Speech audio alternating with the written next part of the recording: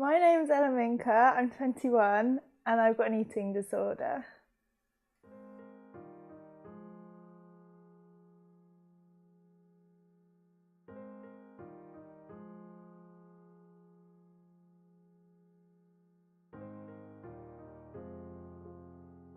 ARFID is avoidant restrictive food intake disorder. It's not fussy eating, it's kind of the most intense form of not being able to eat certain foods, like only sticking to a very small group of similar safe foods, like things that you feel comfortable with. And it's not purposefully saying, I don't like this, I don't like that. It's literally only being able to eat certain things.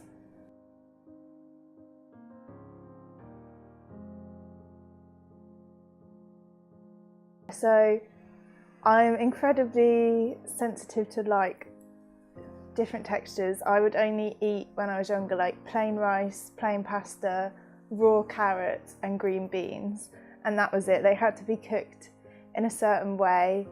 I was very particular about it, not out of my own choice. I would never choose to be like that with food.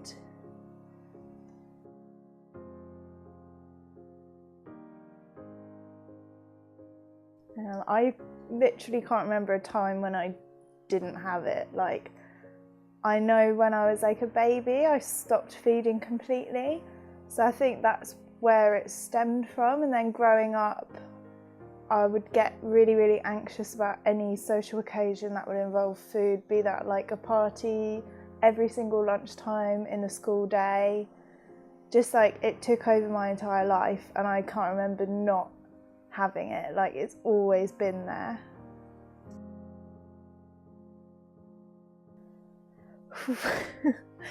I was always thinking about the next meal.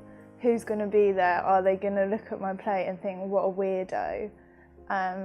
Especially around, I remember having in primary school when everyone would bring in food for a Christmas party, and I remember the only thing I had on my plate was a penguin. But I remember the teacher coming over and being like, oh, you only like chocolate biscuits?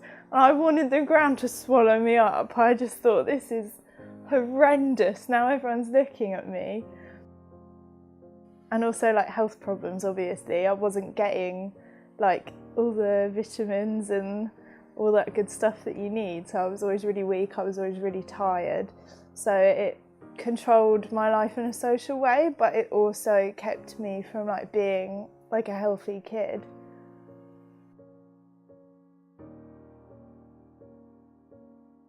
So yeah, when I was 18, I started Googling and I came across a whole community of people that also had the same problem as me. And at first I was kind of I don't have an eating disorder, because there's such a stigma attached to those words and I didn't want to accept that. But I think as I kind of dove into it on the internet and spoke to different people, I was kind of okay, this is happening, this is what I have, and if I'm ever going to get better, I need to accept that.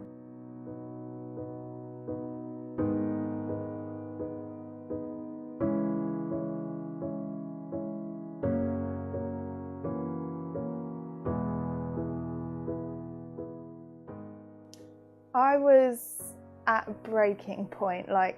This was still first year of university, I think, and I was ready to give up. I had researched options where you could just have this powder supplement and it would give you all the nutrients you needed. I was ready to completely give up food. I couldn't cope anymore. And then when I came across this treatment, it kind of felt like the only option. It was the last straw between I felt like I was at a crossroads. I could either try and have a normal, healthy life, or I could just give up completely.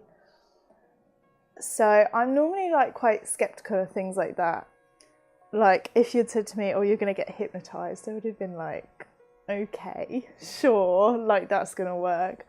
Yeah, so I went to my parents and I was like, I think it felt like the only option. Like, I had tried everything else.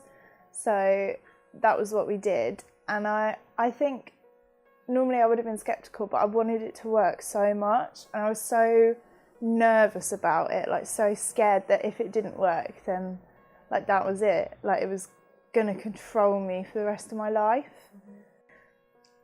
The day that it kind of clicked and I was like, oh my God, and I realised like how far I'd come was when we were in America, which it's really far away from home. It's food that I wasn't used to in the first place. And we were in like a Mexican restaurant, I think, and I had fajitas. And it seemed like such a small thing, but just like I could see it in my parents' faces. They were like in disbelief, and my dad was just so happy. He said like for years all I've wanted is to go for a meal and you to actually have a proper meal, and it had happened, and like we were all just like, I remember the whole family, we were all just so happy, and it was such a stupid thing, but it meant so much.